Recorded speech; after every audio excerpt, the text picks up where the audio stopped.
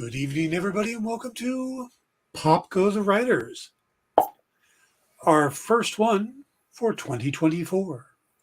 I actually missed that music. Yeah, we've been doing this for a while now, haven't we? Yeah, and I'm not sure of how long. You know what? This is actually an anniversary. This is the 1 year anniversary of my other show, my Doctor Who podcast. We went live with it 1 year ago today. Nice. Yeah, and we're almost through Patrick Troughton. We're on the second to last of his stories, and then we'll be heading into the John Pertwee era. I just saw his transformation again, the Patrick Troughton one, and it's a very weird transformation. Wait, you mean his to Pertwee or His to Pertwee. okay? Now, yeah, I've never seen that. I've only seen the Hartnell to Troughton one. Yeah. Okay. It's different. Okay. So, Yeah, I mean, I guess it's nothing. They're nothing like, how they are these days. yeah, there's a lot of practical face stretching and stuff. Okay. Something to something to look forward to, I guess. Yeah, it's a very strange scene. Hey, we didn't ever get to talk about the Christmas special. Did you watch the Doctor Who? I did. We have a lot to talk about tonight. Yeah. So, but how was your holidays and the last few weeks? For everybody who doesn't know, we took the Sundays of Christmas and New Year's off, and then we took last week off because we had stuff to talk about, but we really didn't. We didn't have Echo. Yeah. The big one there. And I haven't been feeling that great for the last few weeks. So I was like, yeah, we'll take it off. So I know everybody out there missed us. So yeah, if you are watching, please hit the like and subscribe buttons. By the way, I hardly ever remember to say that, but that would be appreciated. We are on Facebook, we are on YouTube, and we're on Twitch. If anybody still uses Twitch. So all right. So what do you think we should start with? Wow. I think we should say hi to Jay. Is what we should do first. Hey Jay. I missed y'all too. Wow. I don't know. I mean, let's go back in time.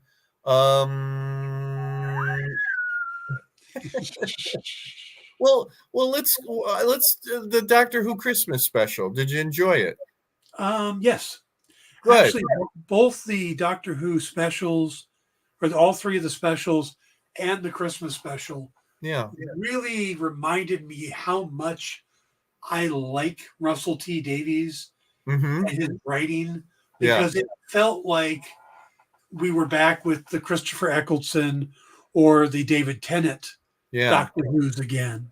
Yeah, this is what I'm to understand. I'm catching up, on what the RTD, eras or whatever. But yeah, my podcasting partner, he's a huge fan of Russell, and every time he goes, "Oh, see that right there? That's a total Russell thing." So I'm learning all this stuff.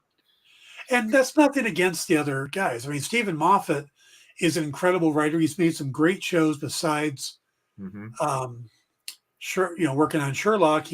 Not working on Doctor Who. He created Sherlock with Benedict Cumberbatch, the comedy series Coupling, the Jekyll and Hyde series. I mean, he's done a lot of amazing stuff. Yeah. And he's written some of the best Doctor Who episodes, like The Girl in the Fireplace, The Weeping Angels, But I'm to understand that Chris Chibnall is not well thought of in general. He did the Jodie Whittaker run. Yeah. And I don't think he was the right choice for Doctor Who. I think he's a great writer. If you've seen Broadchurch, it's a very good show. And that's what that's his thing. Yeah. But I think I think Doctor Who needs to be a little more Douglas Adams Ah. and a little less John le Carre. Uh-huh.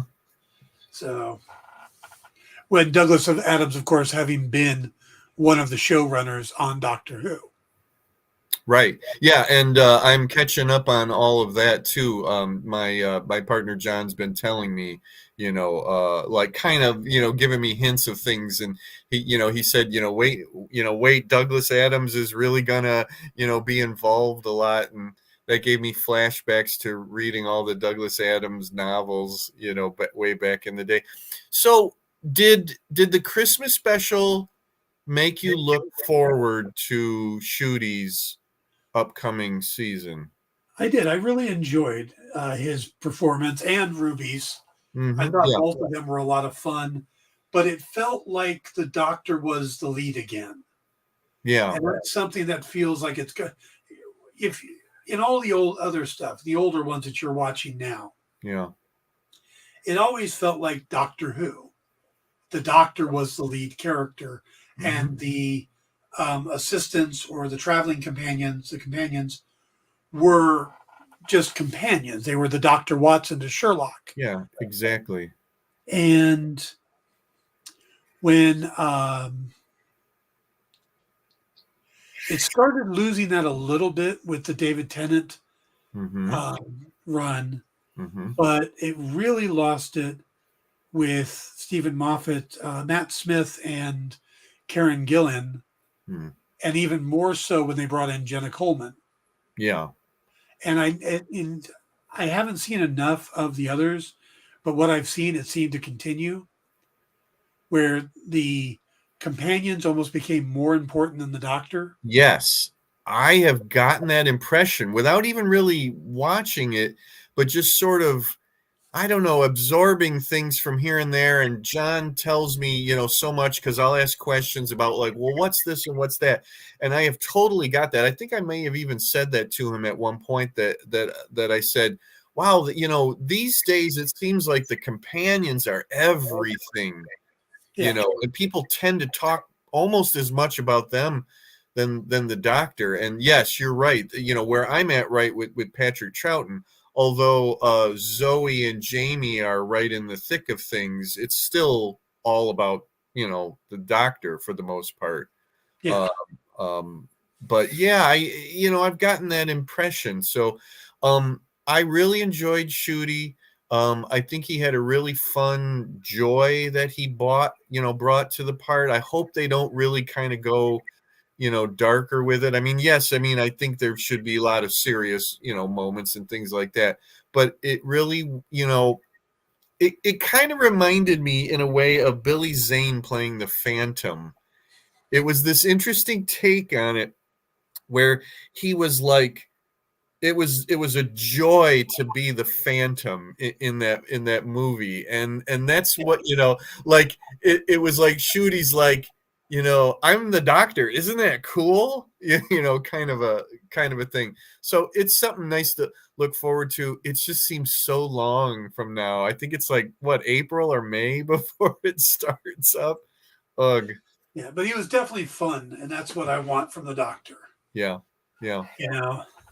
I want him to be, I want him to have that excitement. And I think part of the problem is the narrative when the Doctor was brought back of the War Doctor and what happened to Gallifrey. It kind of brought the character down and gave him this dark side. Yeah. And I almost feel like what they did in the third special, the one with the Toy Maker. The Toy Maker, thank you. Yeah. Was split it where that angst stayed with David Tennant's character. Yep, I can agree with that. Yeah. So if that's what they did, then I'm all for it.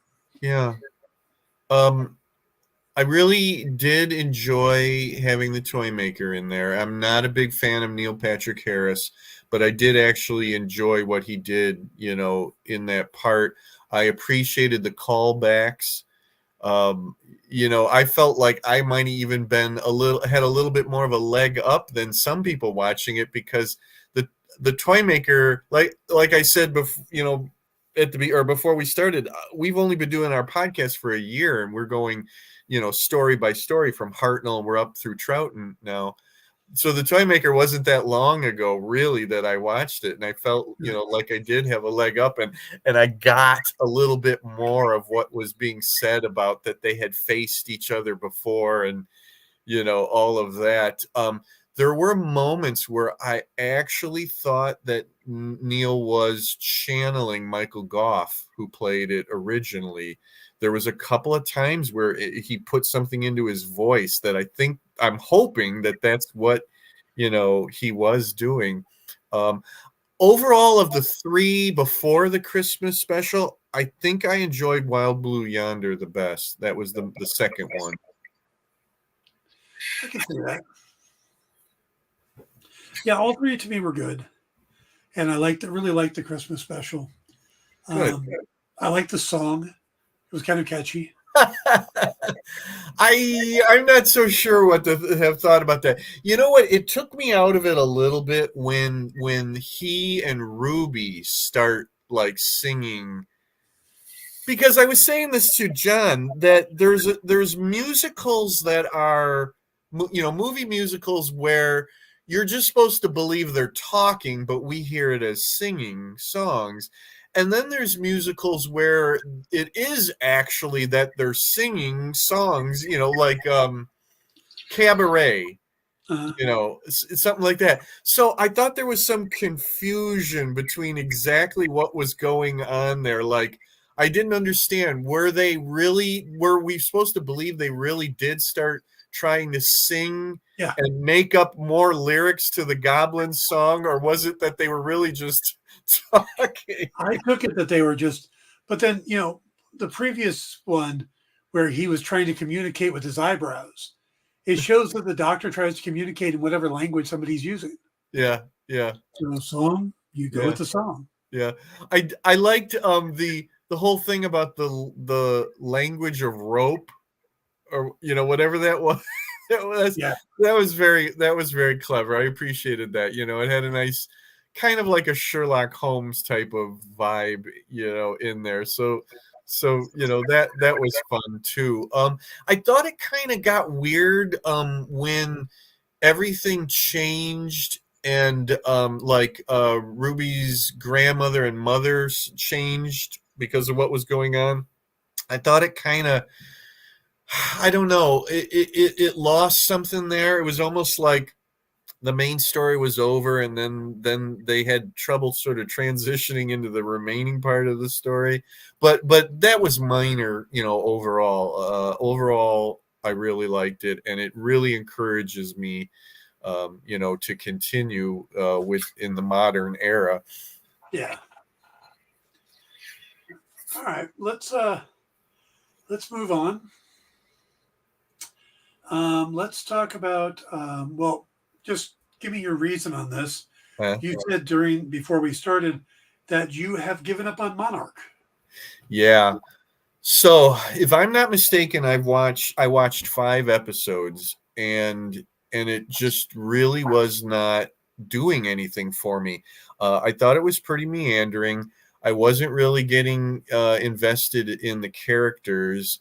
I think, I mean, I knew it wasn't going to be a Godzilla TV show, but I didn't think that the monsters that we were getting were terribly interesting or inspired. And so that wasn't really captivating me. I went to see the new Godzilla movie for a second time. And I went by myself the first time, and then I took my son to it the second time. And although I liked it like a tiny little bit better, I said to him, what I've been saying about that movie is it's just a bit too much human drama. And I know that's what everybody's going gaga about, is the human drama part of the movie. But for me, as a kid, I remember, you were bored during those parts. All you wanted was monsters. So, Hey, Harry. it's also a little too convoluted. It does a lot of jumping back and forth in time, and not just 2 eras, but sometimes like 3 eras. And maybe it's just me, but I'm being a little too dense. It was losing me when it was doing that, because I had to go, wait a minute now, who is this? And how are they connected? But I thought after like 5 episodes that there really wasn't much being said or going on. I didn't feel like I knew much more about Monarch, which is what it's really supposed to be all about. And I really did not think that Kurt Russell was invested in it. I made a joke at one point. I said, "Oh, I finally figured this out. This is a sequel to Big Trouble in Little China." Because that's like how he was playing this character. It was like it was Jack Burton from Big Trouble in Little China. Like he was really going over the top, with it, real kind of campy. And although I appreciated that they used Wyatt Russell as his younger self, it wasn't enough for me to really, get into the whole thing. So I think I'm gonna. It's been weeks since I don't even know. I think the season finished, and I found myself not really caring anymore about it. All right. I haven't had a chance to watch that one, but hello, Harry. I'm just wondering, when does Wyatt Russell take off Godzilla's head with a shield? Yeah, right. You know what? That would make it exciting. That would make it more exciting than it is now. You know what it is? It's like a 20-something, drama. That's what it is. It's a lot of 20-something angst going on, and like, I'm sorry, I don't really care about that. All right, let me just say a couple things about Reacher. Yeah, please. Absolutely loving the series, but I've seen some hate for it too, and it's kind of an interesting thing because you look on like Rotten Tomatoes, it's getting like a 98% or 96%. Wow. Well, most people seem to like it, but some people don't. It is a very specific type of genre where, it's the male equivalent of a Mary Sue. Reacher's the Punisher. Reacher is Mac Bolan. He's,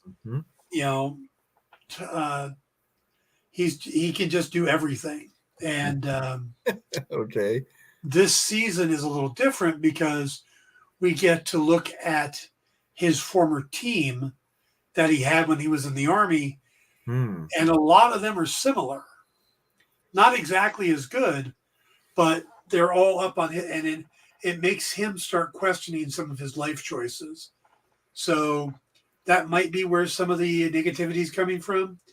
But overall, if you are a fan of the books, this is probably one of the most truthful adaptations, especially of the novel itself, Bad Luck and Trouble, which is what this one's based on. Mm-hmm. There are changes. Some of them are financially motivated. Some of them are to make it a little more palatable for television, because one of the hard things about Reacher is that the books are very standalone. Characters don't overlap very often, if ever. I've heard that, yes. Yeah. And what they've done is they've found a way to bring in a couple characters, make references to the first season so that people who watch the first season don't think that, oh, you just forgot about it. Sure. Yeah. So I won't go any more into detail because there's one more episode left. I will do a big full review of the season next week. So, but it is definitely a fun show. I'm enjoying it. That's what I've been hearing most, is that this seems to be one of the greatest translations from, a novel or books to the screen. I mean, I don't hear that very much anymore, except for this show, and that this guy is the perfect guy to play the character. And this is what I've been seeing a lot of lately is everybody's now taking that actor, and I hate to say it, I don't remember his name, and then dream casting him for all these other characters. And I mean, I think that's pretty fun, and that's great for that guy. Yeah. That he's becoming that popular. The one that I really loved, and Dan, I think we've probably said this before between you and I, is that I could see him playing Doc Savage. Honestly, and I'm really super picky about who could play Doc Savage. I was totally against, Dwayne Johnson, The Rock, playing it. But I looked at this guy and I said, yeah, I can see this. I'd be all for it.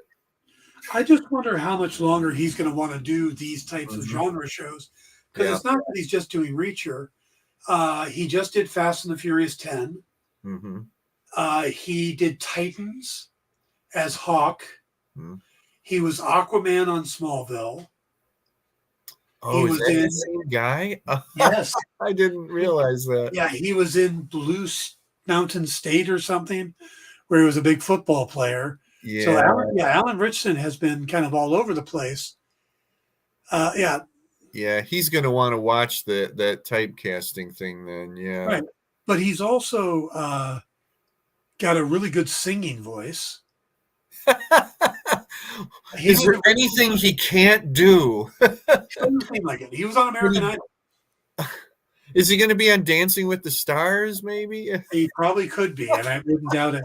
So I could see, but he did a social media post the other day where he's getting a lot of flack because he's also like a devout Christian, and he's getting a lot of grief from Christians saying, "Well, you can't be a character like Reacher and be a Christian." And he's like, "Yeah, you can," So I don't know. I could see him maybe wanting to do something different. Yeah, I agree. It's funny. I'm always looking for cover artists for my books that I publish. And maybe I should contact him because he probably can do art too. Wouldn't surprise me.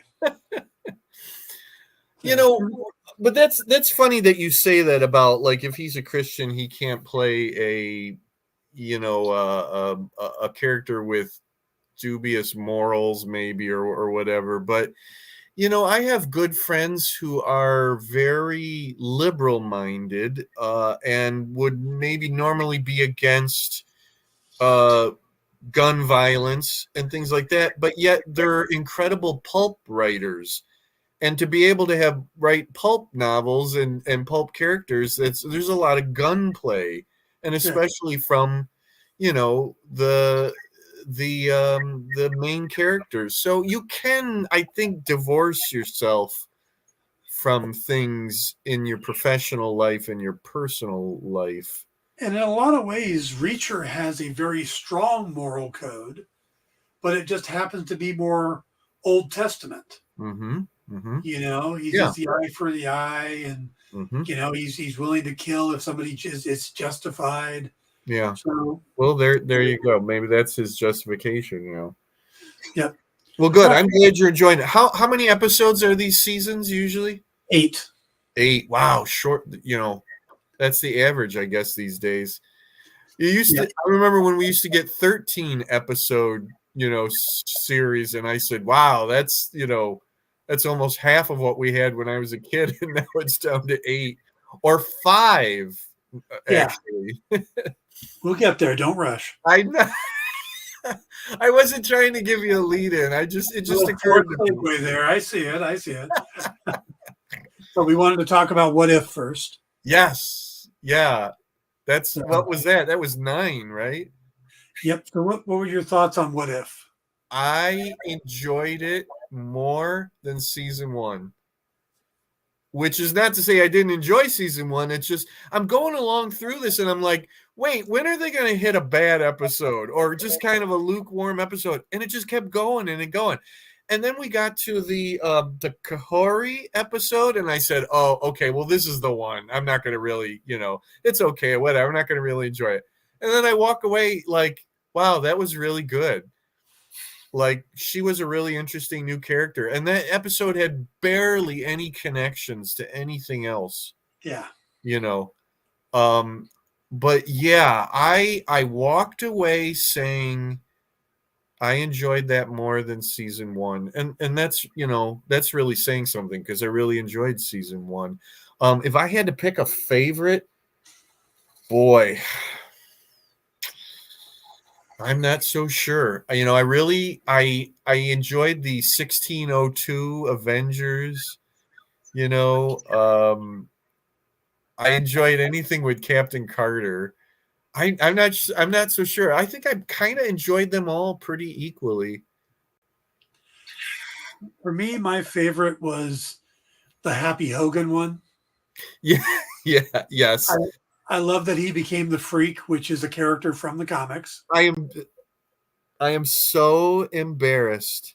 So embarrassed. It was like more than halfway through that episode, and it finally hit me what the heck they were doing. And I'm like, oh crap, Happy Hogan was the original Freak. That's right. Crap. Because they even at one point somebody calls him a freak. And it was like, it still didn't quite, and then finally it worked its way in. This is embarrassing. My very first Iron Man comic that my dad bought me as a kid was The Return of the Freak, although it wasn't Happy. It was another character, but we, you know, of course, the editor or the writers or together, they tell us, you know, that the original one was Happy Hogan. So I knew that. I mean, he's even kind of like purple or whatever, like the original Freak was. Totally did not get it whatsoever. So mad at myself. I liked the Die Hard references. I liked that was lost on me. Why were they? Have you not seen Die Hard? I have not seen any Die Hard movie. No. That's not the kind of movie that I would have gone to back in the day. Okay, but tell me what are some of the Die Hard references? Because everybody kept saying they were in there, but nobody told me what they were. You'd have to see it.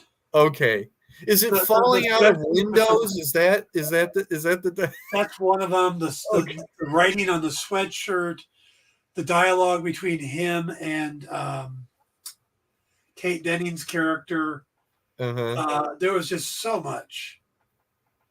Sam Rockwell as Hans Gruber, basically. You know, that's the other thing, Dan, about What If. I finish an episode, and then I go and look at the cast list, and it amazes me the voices that they pulled in for that. But not only did they get so many people that did the actual character in the movies or TV show or whatever, the people that they couldn't get, the people that replace them are amazing. The actress that does Black Widow is just so good that you swear that there are times where you feel like that is Scarlett Johansson. And the guy that does Tony Stark, that does Robert Downey Jr., you know, is so good. So I got a really odd question for you. Okay. You're an old movie fan, right? Yeah. Do you know of a 1966 movie starring Frank Sinatra called The Detective? I have heard of it, but I don't think I've ever seen it, but I have heard of it. This may blow your mind. Okay. That's part of the Die Hard franchise. Real okay. This I have never heard. They're based on the same book series. The Detective was the first book in the novel. It's the same character, and when they went to make Die Hard, they actually had to offer the John McClane role to Frank Sinatra first because of his contract. Mind you, he was very old at the time and turned it down. Yeah. But yes. So what year was the first Die Hard movie? 85. Oh, so almost 20 years after. Yeah. It's amazing that the contract would still be in force then. I'm sorry. The Detective was a 1968 movie. Oh, it was based on the 1966 movie. Okay. Called the Nothing Lasts Forever was the name of the novel. No, The Detective was the first novel. Nothing Lasts Forever was the sequel, and that's what inspired Die Hard. That's interesting that there would have been a contract that's like that said if we do another movie with this character, it has to be offered to Frank. It is normal to get first right of refusal on a sequel. Okay. Okay. Be a sequel. That's where it could be argued that Die Hard was not a sequel. It could be argued. Yeah. But it's based on the second book in the series. Okay. So you're saying that in the movie of The Detective, the character has the same name? That I don't know. Okay. Huh. Well, that's utterly fascinating. That's fascinating. What if Frank Sinatra would have been, had a stick up his butt and said, "Yeah, I'm going to do it." They would have been, "Oh crap. Now we're stuck," The jumping off the roof scene would be very interesting. Yeah, he would have just gotten a body double. He could have got Bruce Willis as his body double. There you go. How many Die Hard movies are there? 3? Oh, I think there's 5. 5 Die Hard movies? Not counting Detective, yeah. No. Well, no, I think there may all of them with Bruce Willis? I think so. Let's see. Wasn't there one somewhat recently? Or am I misremembering that? There's Die Hard, Die Hard 2, Die Hard with a Vengeance, Live Free or Die Hard, and A Good Day to Die Hard. I don't even think I've heard of those last 2. Okay. What was the year of the last one? The last one was 2013. Oh, that was 10 years ago. Okay, I was thinking it was more recent than that. And Live Free and Die Hard was 2007. Mm-hmm. Die Hard with a Vengeance was 95. Die Hard 2 was 90, and Die Hard was 88. Okay. And they're done. Bruce is done. They're not going to do anymore. Bruce is done, but they could reboot the series. Yeah, but they'll have to give, they have to give right of first refusal to Bruce Willis. Now, first they have to knock on Sinatra's coffin. Right. Frank? Wait, is Frank Jr. still with us? Maybe they'd have to ask him or Nancy. Nancy said. I think technically they have to offer it to Michael Bublé. Michael Bublé in Sing or Die Hard. Well, if they went back to The Detective and started there, they could do it. Yeah.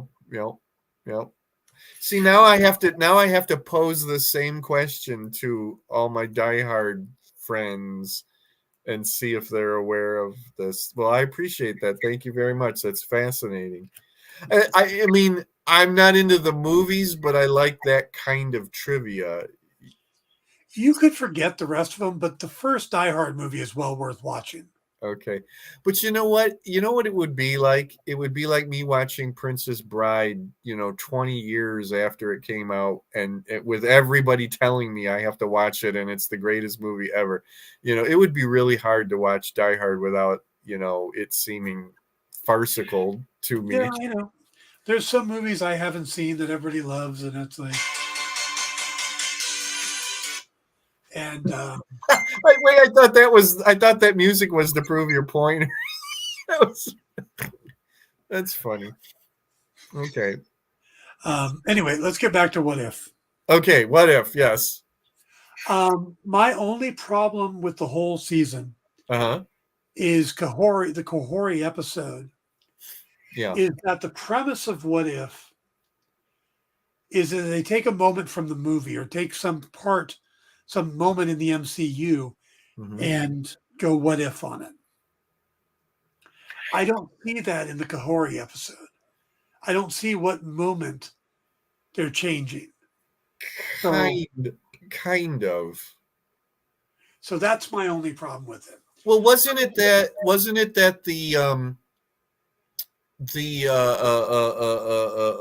shoot, I can't think of what the Infinity Stone is called, the blue one, the first one. Space Stone.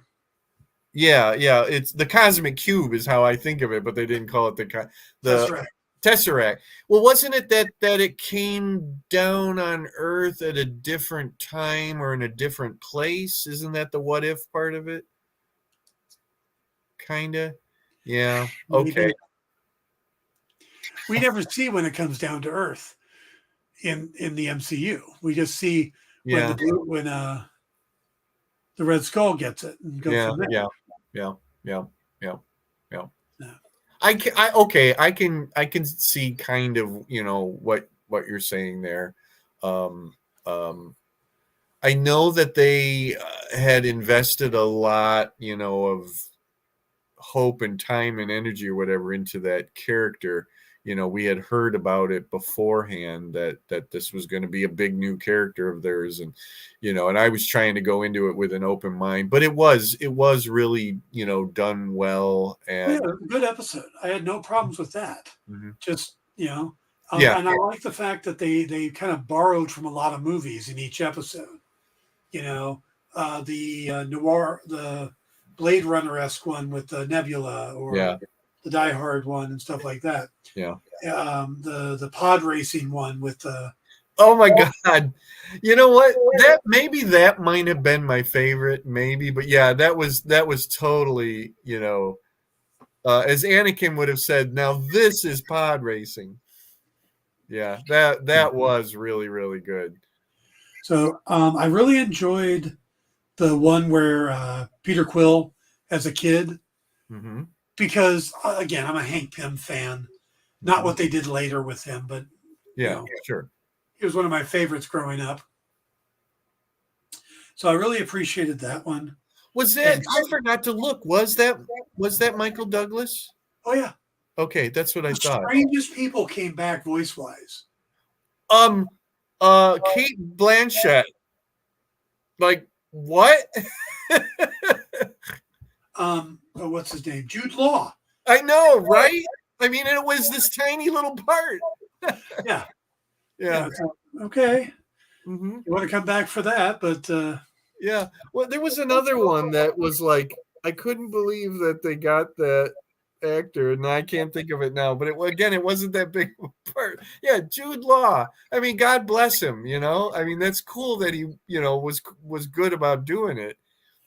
Well, there was one person who had a bigger part in another one, and then like a one line in another, and he did both.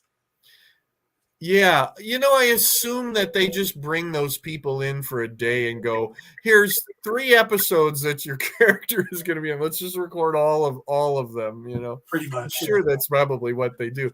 Because Cate Blanchett was in the last one, too. Yeah. Overall, I thought it was a really good season. Mm-hmm. I'm glad that they're going to do a 3rd season. That was a mind blower. It wasn't even over with the second one, and they're like, 3rd season coming soon. Like, what? Yep. Well, do we know what coming soon means?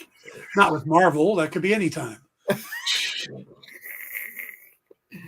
Hey, we don't need that kind of negativity. No, we don't. But we see it's like everybody was talking about the Wonder Man series. Oh, that's gotten canceled. They're not going to do Wonder Man now. Things are going so bad. And now there's set photos from Wonder Man out there. Like, I guess they're still doing Wonder Man. Mm-hmm. Mm-hmm. I heard something about What If that there was an episode that they did complete for season 2, but decided to put it into 3. Is that right? What do you know about that? That's what I'm hearing too. Okay. Is that it may have been a Spider-Man episode. Yeah. Or at least involving a Spider-Man villain. Yeah. So, but they did that from season 1 because the Gamora Tony Stark one was supposed to be season 1, and because of the pandemic, they didn't get it finished. Oh. That's why, because then from there, after she kills Thanos, then she gets part of the Guardians of the Multiverse. Okay. Yeah. Yep. So, I guess I was surprised that there wasn't more Marvel Zombies, but then we're supposedly still supposed to get a Marvel Zombies series. I'm trying to remember what part they're in. It's just one little thing. It's in the finale. Yeah. Okay. The zombies show up. Wanda shows up, and then Hela shows up, going, "A zombie party? It's my specialty," or something like that. That's it. Yeah. And that was Elizabeth Olsen's debut for the What If stuff, right? She wasn't in season 1, I don't think. No, I don't know if she voiced it, but Scarlet Witch was in season 1. But I don't think it was her, though. I think that maybe I heard that this was, now it's Elizabeth Olsen. I'd have to go back and check. Yeah. Did you know that the Wakanda series is now animated? Yes. I don't remember hearing when that changed, because I think it was supposed to be live action originally. It was, and it is kind of a new thing. Uh-huh. But yeah, it's kind of a new thing, and it just came out. We just found out about that. Okay. Because every time like a new Marvel show comes out, I go, oh, I have no idea what's even coming up next. So I'll go looking online and I'll find like the Wikipedia article for Marvel Studios, and I'm going down the list and I'm like the Wakanda one, and I start reading about it, and the next thing I know, it's like it's animated. Well, I think that's a good idea, because what they want to do is it's called Eyes of Wakanda, and it's going to look at different eras of Wakanda. I think it's a great idea. Yeah, and, I think that's wonderful. The rumor now is that at one point, one of the Black Panthers, we don't know what era, is going to cross paths with one of the eras of an Iron Fist. Love it. Yeah. Love it. Yeah. That way you get to play with the 2 legacy characters and stuff like that. Yeah, love it. Yeah, I think that's going to be really, really interesting. Going to really look forward to that. And then I think the other animated series is the Spider-Man one, right? The freshman year or whatever it's called. Okay. Right. Okay. So, all right, we should probably move on to talk about Echo. Yeah. You mean the sequel to Kahori? Right? But it's not the same tribes. No, I know. That's terrible of me to say that. But it is interesting, to have 2 Native American stories, out there. True. Okay, so overall, what did you think? I liked it. And I'm not exactly sure why. Okay, that was my review. Thanks, folks. We're done here tonight. That was exactly my review. Yeah, isn't that funny? I went into it with 0 expectations. I don't know the character from Eve, although other than being in Hawkeye. I don't even know if I've ever read a comic book story with the character. Maybe, but I'm not even sure. She's kind of an interesting character. They made some major changes to her. I've heard, yeah. But her backstory is pretty straightforward. She is the daughter of Crazy Horse, who we meet in the first season of Hawkeye. He gets killed. In the comics, she's told he was killed by Daredevil, by Kingpin. Once he gets killed, Kingpin takes her in and raises her as kind of an adopted daughter. Okay. So that's the same so far. Pretty. Other than it's what's his name, not Daredevil. Right. Where in the TV series, she's told it's Ronan. Ronan, that's it. Hawkeye. Yeah, but in the TV series, it is Ronan, but he's given the information by Kingpin. In the comics, it's Kingpin who kills him. So that's why she shoots him in the face in both of them. Right. Big changes to her. One is her powers. In the comics, she has photo reflexes like the Taskmaster. Okay. They get rid of that, just like they got rid of it on Taskmaster. Right. And they're giving her this way to tap into her ancestors' abilities and stuff. Yeah. Like she's an echo of the past, which sounds good. I'm okay with. In the comics, is she Choctaw? No, in the comics, she's Blackfoot tribe. Oh, there's another change. Yeah, they changed it to Choctaw, but they did so in such a good way. Mm-hmm. They actually went to the Choctaw Nation. Mm-hmm. They brought in members of the Choctaw Nation for making sure everything was on the money. Mm-hmm. That to the history of the Choctaw. You and I both watched some YouTube videos from other people. New Rockstars has Jessica Clemens covering, and she has done such a good job breaking down these episodes because she has really dug deep into the Choctaw lore and how it all ties in. And you realize that Marvel really put the effort in on this. Yeah, I mean, that I walked away totally seeing that. Yeah, I mean, it's a Marvel Studios production. It's quality, you know. I mean, you might not always like a story or whatever else, but you know, it was quality from end to end. Casting again as usual, great casting. You know, it's really, it comes down to her Maya herself, that I didn't feel much of a connection to. You'll maybe get a kick out of this. Paul Story, my predecessor here, he commented on a thread that I had when I had finished Echo on Facebook today, and what he said is I pretty much agreed with. He said, I really liked the show. I enjoyed the great cast and everything. I didn't care for the main character. And he said the reason why is because she's not that good. And I had to agree with that. And he cited two things. One was that when she, as a child, she sees the ice cream guy getting beat up by the Kingpin, and then she steps in and starts kicking him too.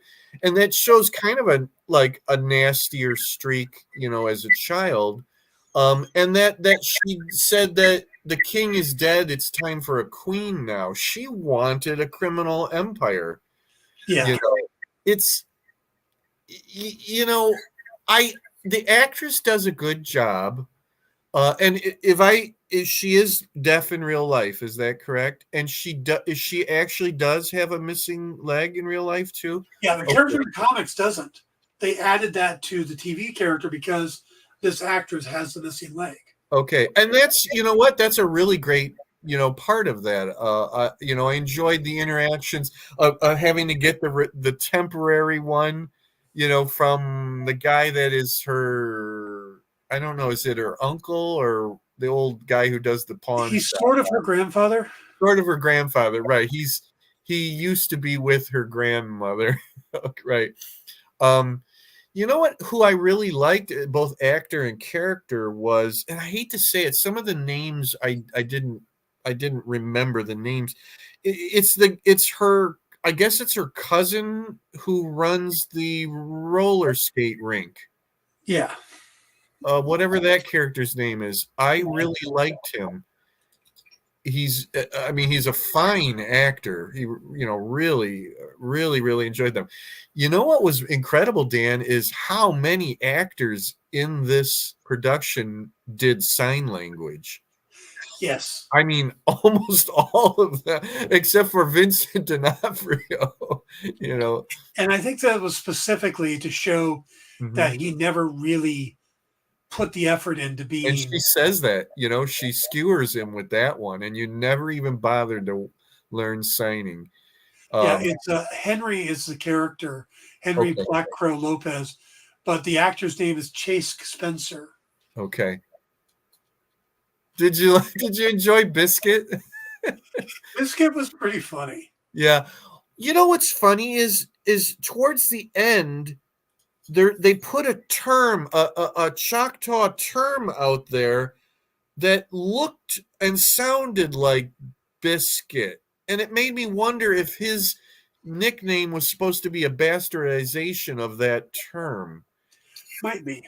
I can't remember how it was spelled, but it was. I looked at it and I went, "Huh, that looks like and sounds like Biscuit." But anyways, I don't know. I'm certainly not really like going, "Oh, I can't wait for the return of Echo." I don't see how they would use her from here on out unless she shows up in Daredevil, the Daredevil series. But you know what? It was I had zero expectations. I walked away enjoying it. You know, I knew it was never going to be a big favorite of mine, and that's pretty much, you know, what I ended up with. But I was more pleased than I thought that I was going to be. And you know what? 5 parts seemed just about right. I'm going to disagree with you on that, just because. Okay. One of my complaints about it is the ending felt rushed, but I think that's my complaint on the majority of Marvel series. I have that problem with Doctor Who also. The classic Doctor Who, the endings are always rushed. But yeah. This felt like the supper's ready. Yeah. You know, because all of a sudden we have this big showdown. Lots of the Kingpin's goons are at the powwow. There could have been a big fight. It could have been huge. And instead, it got wrapped up like nothing. Yeah. Henry took out one guy. Biscuit took out, what, about 20? However many people were in the 2 vans. Yeah. Yeah. And then she shared her powers and took out everybody else. Yeah. And we're not exactly sure what the hell she did to Fisk. Thank you. That was going to be my next question is what are we supposed to believe? Because he said, "What did you do? What did you do?" Now, what they might be doing with that, this is speculation. If I was doing my other show, I'd have a donkey pop up going, ee-ah, ee-ah. Wow, that's speculation. We need that. Will you get on that, please? I think one of the things about the Netflix shows is that Fisk in the comics is always well controlled. Mm-hmm. He really doesn't lose his temper. Mm-hmm.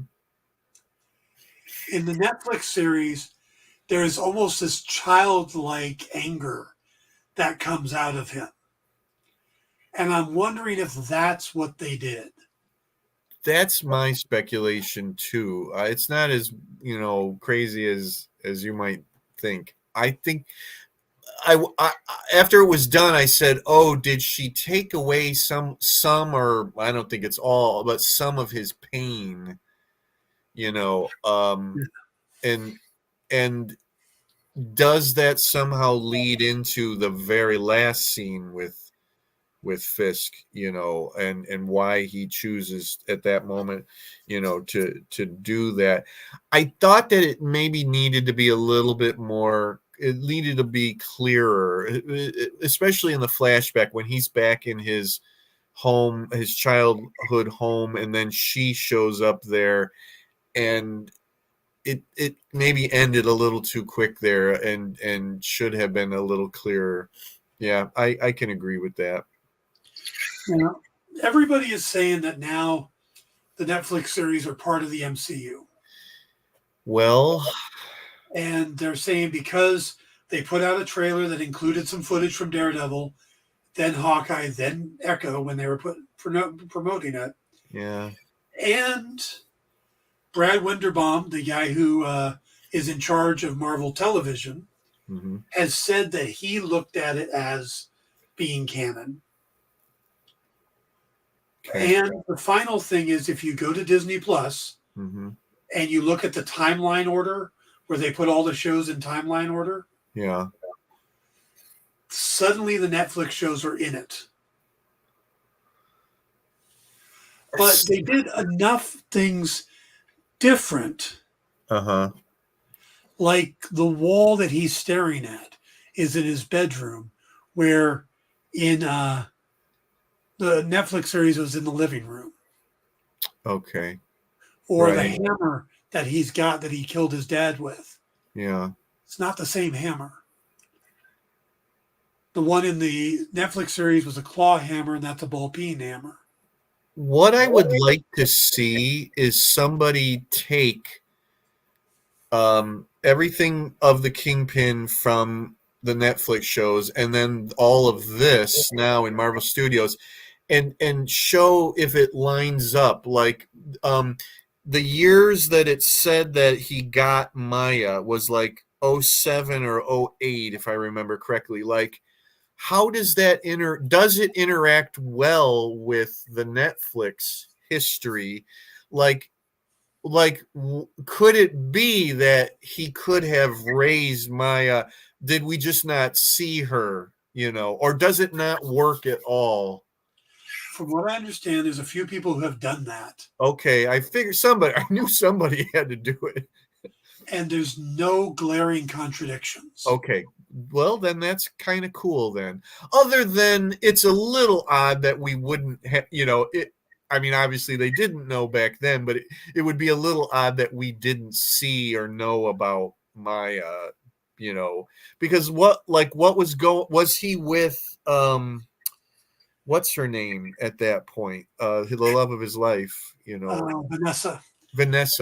No, Vanessa was that at the point he was with her, Vanessa came later. Okay. What do you remember? What the heck? What was the last we saw of Vanessa? How did that end in the Netflix stuff? Do you remember? In the third season, she and Fisk were both being arrested. Yeah.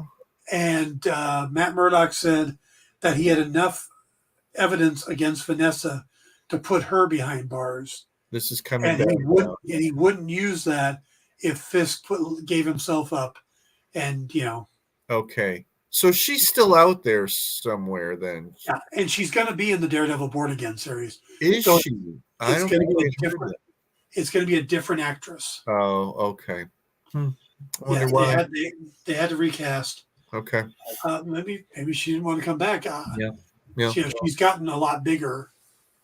Oh, yeah. Okay.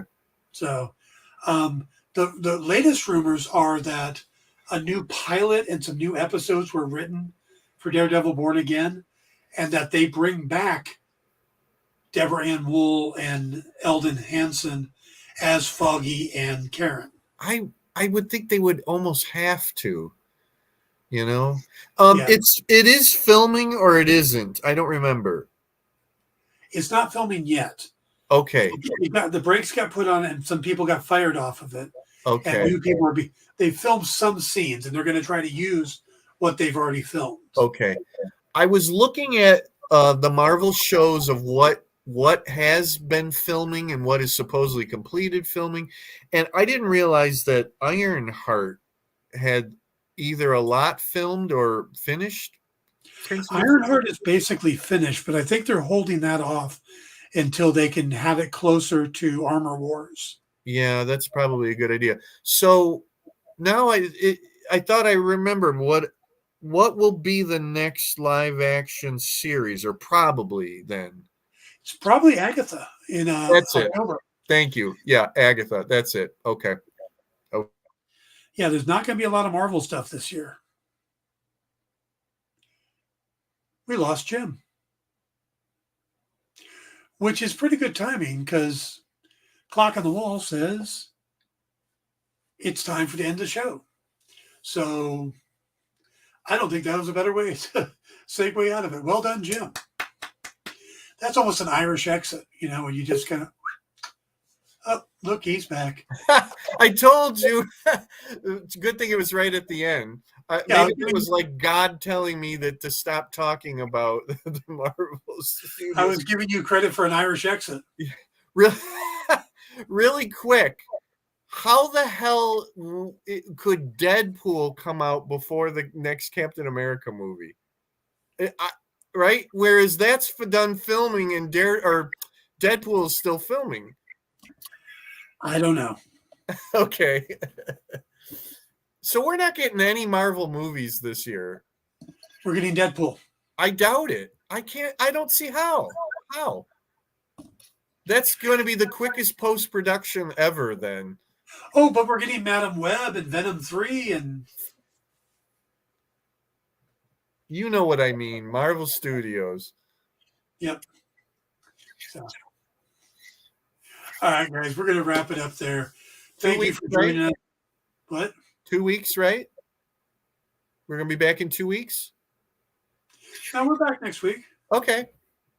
Yeah, we're back to Sundays, regular. Okay.